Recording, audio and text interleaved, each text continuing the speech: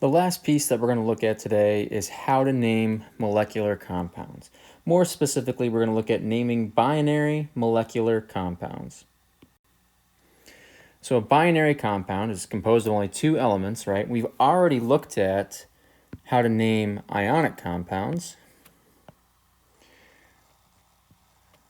right? When we have a metal with a nonmetal, now we're going to look at how to name binary molecular compounds. And right, remember, molecular compounds are formed between a nonmetal bonding with a nonmetal.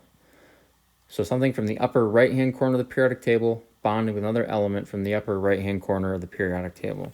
The nomenclature for molecular compounds is a little bit different in that we use a prefix system to tell us how many of those elements we have within the structure.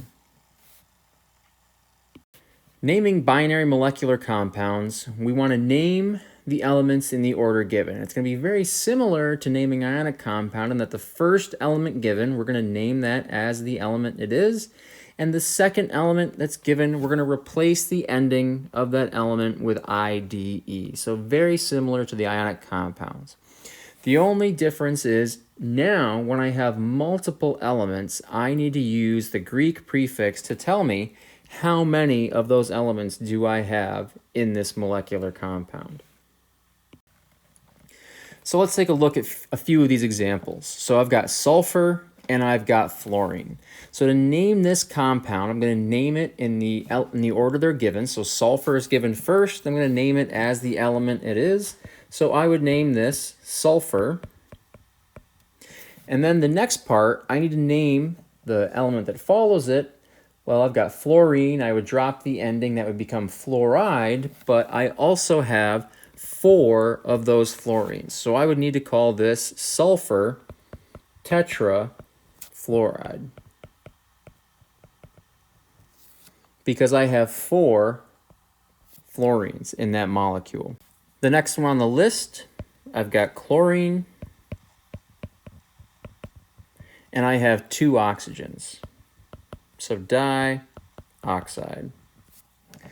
The next one down, I've got sulfur again, and now I do not have 4 fluorines, I have 6 fluorines for sulfur hexafluoride. After that, I've got phosphorus and 5 chlorines. So phosphorus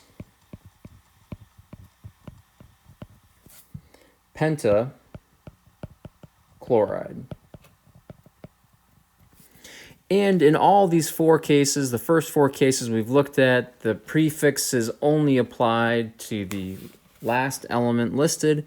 It can also apply to the first element. So here I've got an example of 2 nitrogens and 4 oxygens, also known as dinitrogen tetroxide.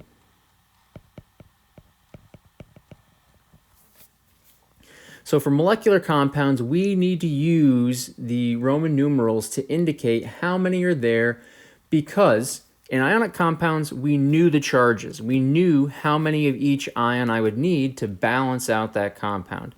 Molecular compounds, they're not ionic, so we do not have the loss and gaining of electrons. We're sharing those electrons.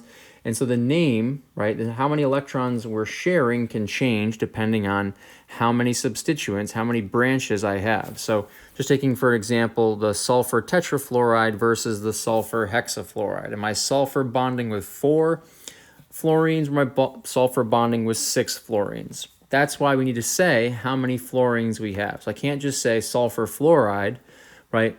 Is it sulfur with 4 fluorines or sulfur with 6 fluorines? So molecular compounds, we need that prefix to tell us how many elements are there to balance out and make this molecule.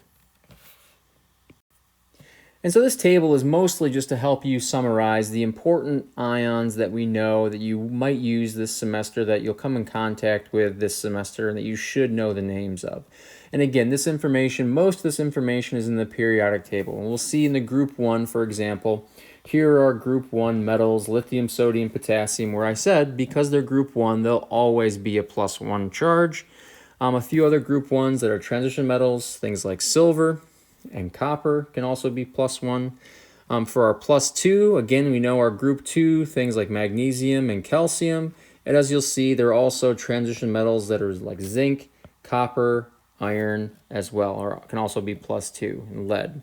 For +3, we have far fewer ions, but we'll see aluminum for sure and iron 3+. Remember that some of these transition metals can have multiple charges, and that's why we need to use the Roman numerals to indicate, am I working with iron 2, am I working with iron 3, because that'll change the formula of the resulting compound. But again, this table is mostly for you just to help organize the different ions that we talked about today, their charges, and their name. And the same thing works for the anions, and again, we already talked about the halogens, group 7 in the periodic table, and said they would all be -1, so fluoride, chloride, bromide, and iodide. Some other important -1 charges that we're going to see would be a hydroxide and acetate, which are polyatomics. For the -2, right, oxygen, sulfur, selenium, and tellurium, so definitely oxygen and sulfur we're going to see as -2. And then the other -2 that you're definitely going to see would be carbonate and sulfate. And for the -3, probably the most that you're going to see would be the polyatomic of phosphate. Again, this table is just to help. Here are the main ions that you're going to come across, and here are the names and charges of each of those. So the important things from today, you definitely need to understand how to name and identify simple ionic and binary molecular compounds. So we need to know ionic compound, metal with a nonmetal, something on the left of the periodic table with something on the right. Molecular compound, nonmetal with nonmetal, so an element on the right of the periodic table bonding with another element on the right of the periodic table. And then how do I name simple ionic and ionic compounds that contain a transition metal, which may have multiple oxidation states available, as well as naming binary molecular compounds. And then on Wednesday, we're going to look at a few more calculations. We're going to look at how to calculate molar mass, how to calculate mass percent, and how to determine empirical formulas, percentage of each element present in a sample.